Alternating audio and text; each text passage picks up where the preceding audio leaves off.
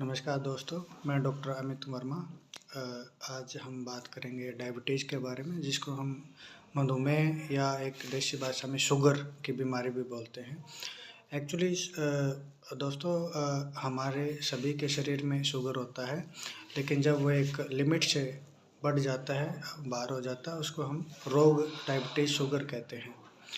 Actually हमारे शरीर में एक इंसुलिन नाम का हार्मोन होता है, जो कि एक रेगुलर अमाउंट में बनता रहता है, जो शुगर को पचाता रहता है। जब भी वो इंसुलिन नहीं बनता है या डिफेक्टिव बनता है, तो शुगर को पचाने वाला कोई होता नहीं है, तो वो खून में इसका लेवल बढ़ जाता है। इसी स्थिति को हम मधुमेह या शुगर बोलते हैं। ये यूजुअली 2 तरह की होती हैं, एक टाइप 1, एक टाइप 2। टाइप 1 यूजुअली बच्चों में होती है, जिसमें इंसुलिन बनता ही नहीं है, जिसके कारण उसका शुगर हमेशा हाई रहता है। इसमें इसके ट्रीटमेंट में यूजुअली इंसुलिन ही दिया जाता है।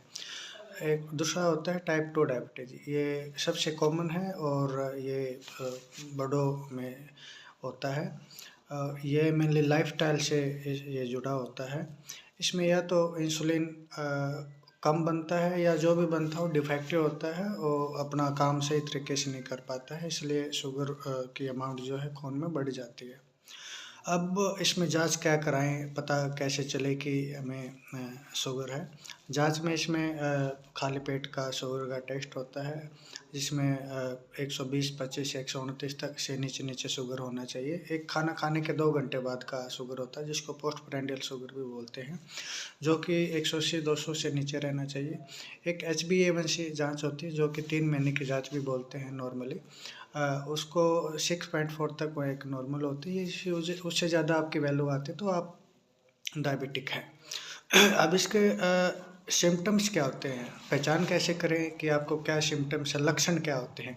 प्यास ज़्यादा लगना, बार-बार बाथरूम आना, रात में बाथरूम करने के लिए बार-बार उठना, बाथरूम के रास्ते में इन्फेक्शन होना, बाथरूम में जलन होना, कोई घाव हो जाए तो वो लेट से बढ़ना, भूख ज़्यादा लगना, वेट लॉस होना, धुंधलापन दिखना, धुंधला देखना और कोई भी घाव हो जाए तो उसका लेट से बढ़ना, ये रिस्क फैक्टर। यदि आप में से ऐसे यदि कोई भी किसी को ऐसा सिम्पटम होता है, तो उसको शुगर की जांच करवानी चाहिए। रिस्क फैक्टर किसको है, किसको ज़्यादा खतरा है ये होने का? जो मोटे हैं उनको खतरा है, जिनकी लाइफस्टाइल बैठने की है, जो बैठे-बैठे का काम करते हैं, जिनको परिवार में किसी को फैमिली हिस्ट्री हो, अनहेल्दी डाइट जिसकी है, जो इधर-उधर का खाते रहते हैं, और उसके बाद है जिसकी उम्र 40 साल से ज़्यादा हो जाए, उसको मधुमेह होने का खतरा रहता है। यदि किसी को ऐसा लगता है कि उसको ये सिम्पटम्स हैं, उसको तुरंत ही जाँच करवानी चाहिए और एक अच्छे डॉक्टर से कंसल्ट करना चाहिए। अब इसके मैनेजमेंट की बात करते हैं, इलाज कैसे हो? सबसे पहले लाइफ़स्टाइल मॉडिफ़िकेशन करना चाहिए, हमारा खाना-पीना अच्छा होना चाहिए, घूमना-फिरना अच्छा होना चाहिए, डेली 30 मिनट की एक्सरसाइज करनी चाहिए, हफ्ते में 5 दिन मिनिमम करना चाहिए, अच्छा खाना चाहिए, अच्छा पीना चाहिए, योगा करना चाहिए, एक्सरसाइज करना चाहिए, स्पाइसेस फ्राइड आइटम का सेवन नहीं करना चाहिए, स्ट्रीट फूड नहीं खाना चाहिए। ये सब करने के बाद भी यदि किसी का कंट्रोल नहीं होता है, तो डॉक्टरी सलाह से आप दवाइयाँ चालू कर सकते हैं। दवाइयों में यूजुअली मेडिसिन होती हैं और मेडिसिन के साथ इंसुलिन भी होता है।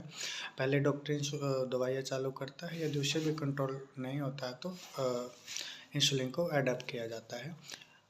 किसी को लंबे टाइम से इंसुलिन डायबिटीज़ है, उसको कॉम्प्लिकेशन क्या हो सकते हैं, इसके हानिकारक इफ़ेक्ट क्या हो सकते हैं?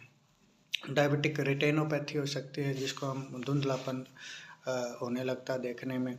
नेफ्रोपैथी होती है, किडनी पे असर डाल सकता है। न्यूरोपैथी हो सकती है, आप पैरों में झुंझुनापन हो सकता है। सीएडी हो सकता है, दिल की बीमारी हो सकती है। स्ट्रोक आ सकता है, लकवापन आ सकता है यदि स्ट्रोक हो जाए तो।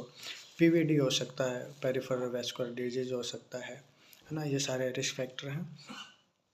अंत में मैं आपसे यही कहना चाहूँगा, यदि आपको भी कोई ऐसा डायबिटीज़ का कोई अपने अंदर कोई भी सिम्पटम लगता है, तो अपने नज़दीक के डॉक्टर से सलाह लीजिए और सतर्क रहिए और डायबिटीज़ से बचाव करें। धन्यवाद।